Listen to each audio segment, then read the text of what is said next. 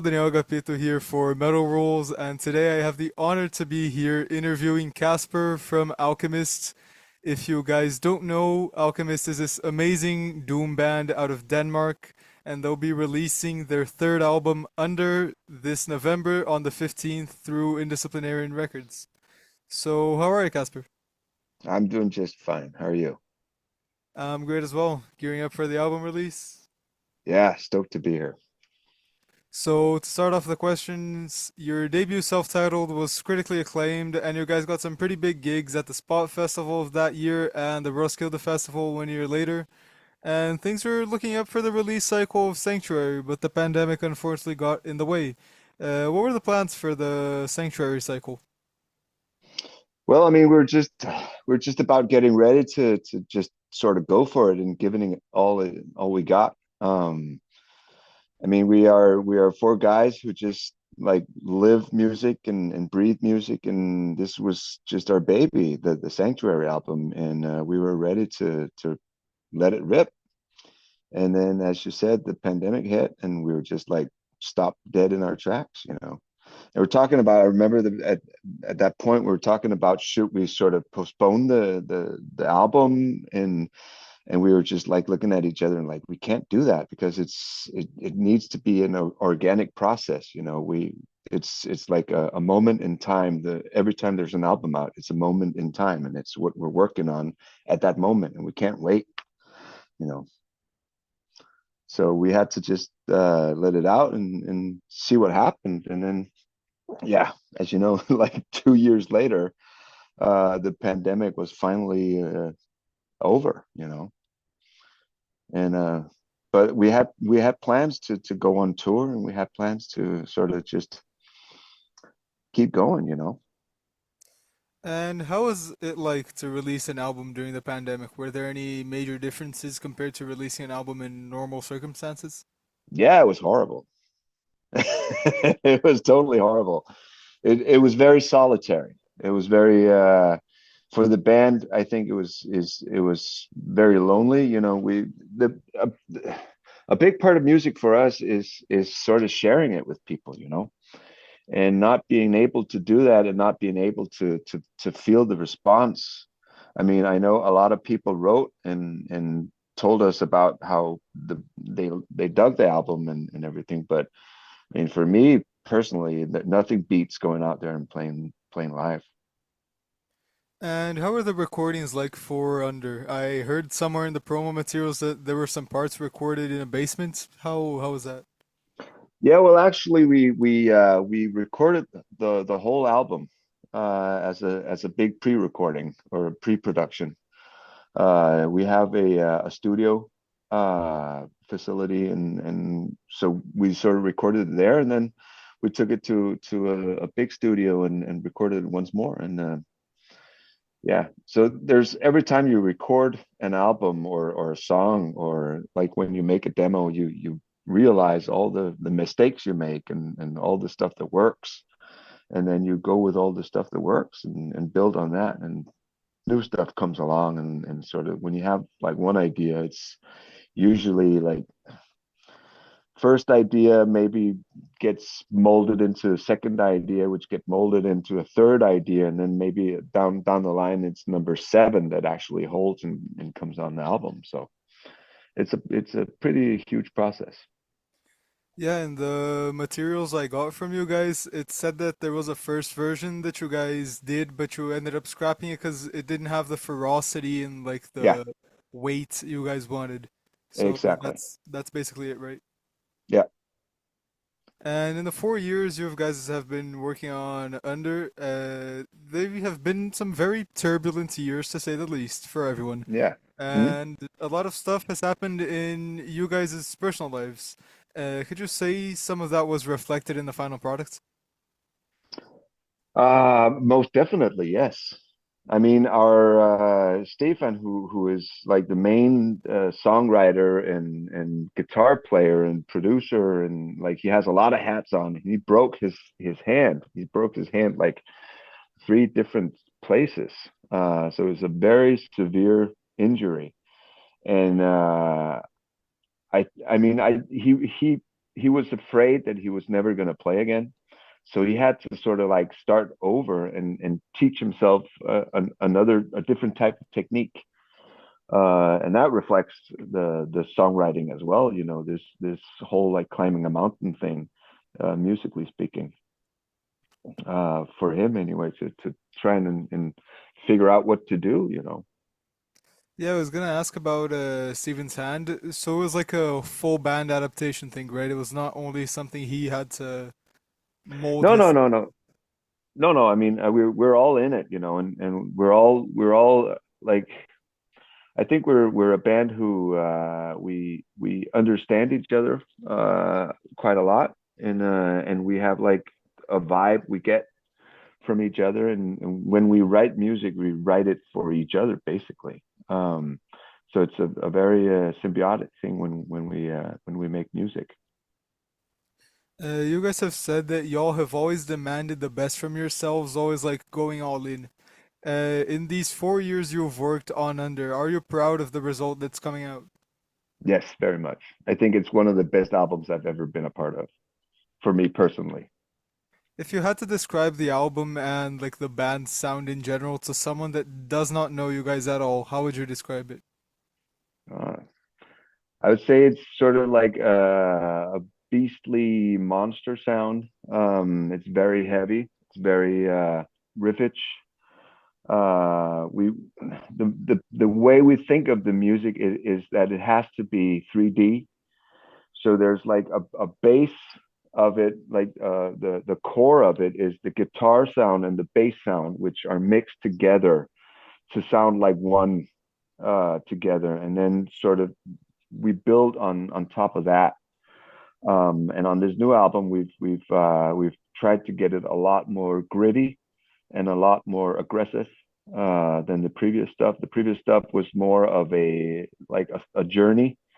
I mean, obviously, the name Alchemist also refers to like the magicians or the doctors and like the old the old alchemists. They are like a spiritual seekers, and we try to do the same thing with the music. And on this album, we've sort of come to the more of the carnivorous part of it, where the older stuff was a lot more uh, like dreamscapey maybe. Mhm. But this is more of a like, yeah, carnivorous album, I would say. And what would you say drove you guys to focus your sound in this way? Um, I don't know. It was just like a mutual feeling we got. Like we mutually felt that this was a way to go, and we wanted to get more, yeah, gritty and groovy and dirty. And like going off of that, in more general terms, how would you describe the evolution of Alchemist through these years you've been active? It can be personally, mentally, musically, just in general. That's a good question. I don't know. I mean, me and Stephen started the band like 8 years ago, with like an intention of creating a universe within this hard music. Like, a, a, a, I don't think we were actually not trying to make a doom band, but everybody says, well, it's doom type music, but we don't think so. It's for us, it's much more progressive. And Peter is like he's the singer, and he has like this amazing way of like listening to music, and we're all about like how it sounds. It has to like fold out your ears. It has to sound really good, and it has to be beautiful in the same time where it's brutal. Um, and I mean, we everybody grows as a person, and we've all of us has been through a lot of stuff for 8 years. I mean, that's a long time. Um, and we all get older and we get wiser, and and we get more to the point, I think. Where when we were younger, it was more about we could tolerate telling a bigger story or a longer story or more detours. And today we can't really tolerate all the detours anymore, so we just go straight for the kill, I guess. Would you say this more focused mindset you guys have is also better for like this era we're living in with streaming and the internet and whatnot? Do you think that like makes it I have no idea, and I would actually say that's part of the problem. We don't care anymore. Not a problem, but basically it's not interesting for us what main society does anymore. I mean, it's more of a like, hey man, we're having fun and we're making this music because it means something, you know, and hopefully it will mean something to other people as well. But you know, um, we make this music because we can't not make it, you know. and you guys have this like very unique style. If you had to highlight some of the main influences in Under this new album, what would they be?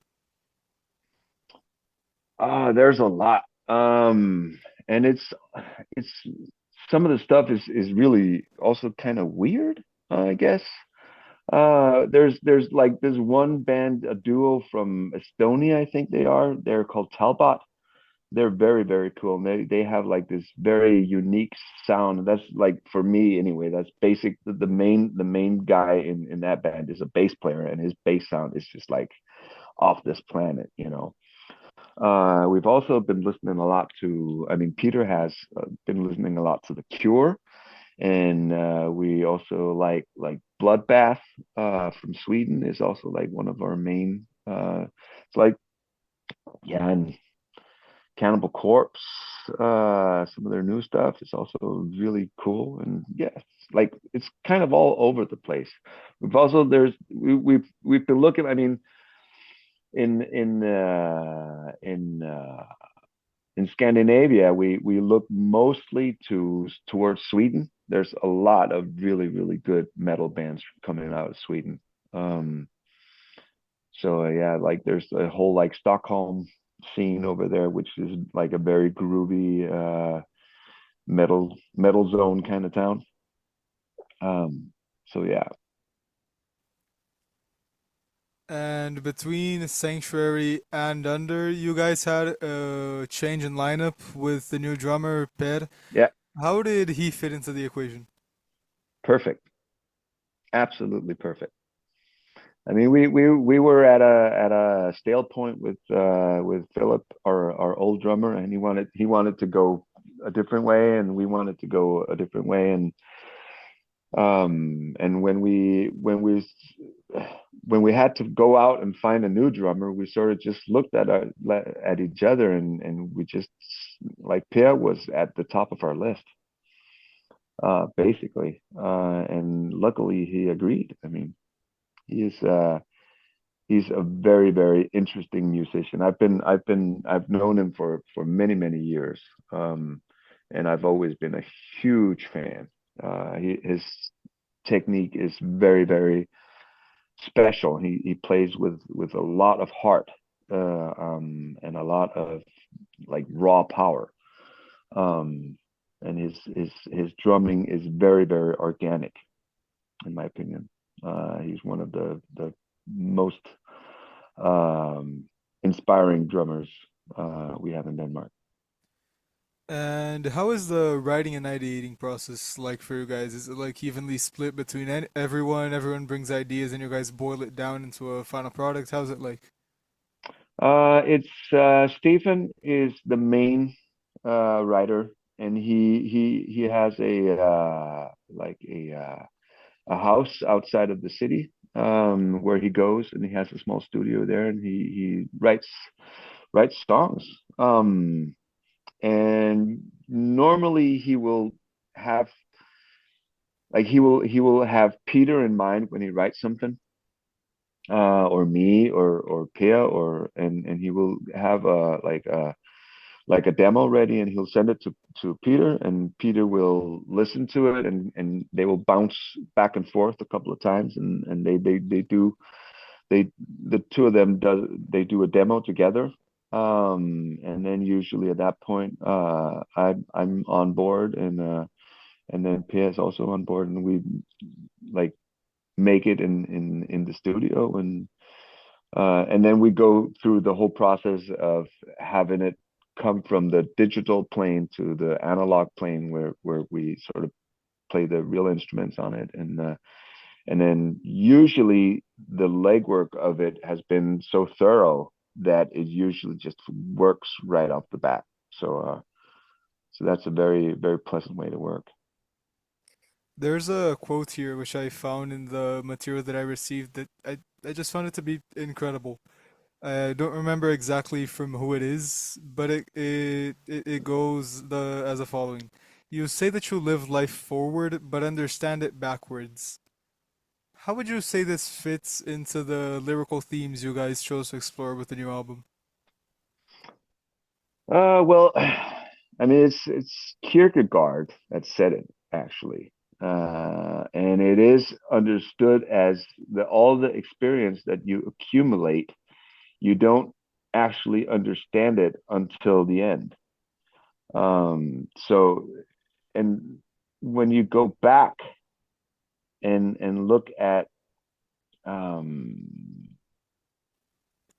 yeah, at your life and stuff like that, then you tend to understand after the fact what was actually shown to you, you know. And how would you say that fits into the lyrical paths you guys choose to go down? Um, well, it's like the whole album is about like looking. The album is called UnDerr, and it's about like always trying to see what's on the other side of stuff. Like normally you'll see something and you'll take it for face value, but if you are more patient, then you'll understand an underlying message in it. And for the cover this time around, you guys have worked with the same artist that you guys have been working on since the band started, Yeah, yeah, with Anders. Anna, How yeah. is it like working with him, and like what's the meaning behind this cover? Well, I mean, first of all, he's awesome to work with. I mean, he's a good friend, and we've known him for years. Um, he's his work is always mind blowing because like when we have an idea, like a visual idea from the band, we pitch it to him, and he goes back and he works on it for a couple of weeks, and he comes out with a like, this is what I got from what the stuff that you were saying, and it always blows us away, you know. And this particular cover, we actually we did it a little bit different this time because me and Peter had an idea about, like, Peter, he found a like a weird picture, and we were talking about like what it'd be like if we like have this whole Lovecraft kind of theme in it, like, and we were talking about that things aren't what they seem to be, and what if we're all like not really human, but just like animorphs just walking around, like, but not seeing the truth of what we really are, and just thought about like having a cool picture on a like a cover for that. So yeah, preparing the questions for this interview was incredibly hard because your sound is just something so unique, so different. So Thank now I you. just want to throw it over to you. Is there anything you'd like to say, anything about this album you'd like to mention that my questions didn't really get to cover? No, I mean, your questions are really good. I think for me anyway, and for the band, I mean, we're just really excited to see where this takes us. You know, we've been on this journey for 8 years, and we're really stoked about this album, and we're I think it's the best album. It is the best album we've done. Um, and we're very proud of it, and we can't wait to get out and playing it live and seeing what happens. You know, we're really excited about it. Yeah, and you guys have you all are already 8 years on the road. Now let's look to the next 8 years, maybe even the next 18. What does the future hold for Alchemist? Well, there's a couple of albums in us still. I mean, that's for sure. And now this album is sort of where we were starting out with Per, our new guy, and he is, I mean, he's just become a very, very good friend, very, very fast, and we are the four of us are bonding very quickly, and we're hanging out, and we're really happy, and having a shitload of fun. And I think that is going to sort of reflect the next couple of albums where we're gonna have an Alchemist which is more like, as we already talked about, like more to the core and more to the bone, and more about actually just maybe having a good time. And I mean, um making cool music, you know. We're already like going into this a different kind of realm. I mean, it's still the songs are still about life and death and like spirit and all this stuff, but it's gonna have I think a different feel of it, and it's gonna be um yeah, it's gonna be more groovy and a little bit more not simple but simplistic in its appeal, maybe. um Yeah, pretty nice. Fair enough. And yeah, that's it for me. Now, would you like to leave off the Metal Rules audience with any messages? Anything you'd like to share with your fans? just, I mean, keep buying music, buy albums, buy vinyls, buy t-shirts, all bands. I mean, we're all in this together, and we're all trying to like make music, and we can't make music unless we share it with each other. So keep showing up to concerts, keep buying tickets, keep showing your support, um, and buying t-shirts and merchandise, and taking care of each other. And yeah, that's it. I've been Daniel. That's been Casper from Alchemist. And just to remind you guys, UnDerr will be out on Indisciplinarian on November 15th. It's a Friday. So when it's out, go take a listen.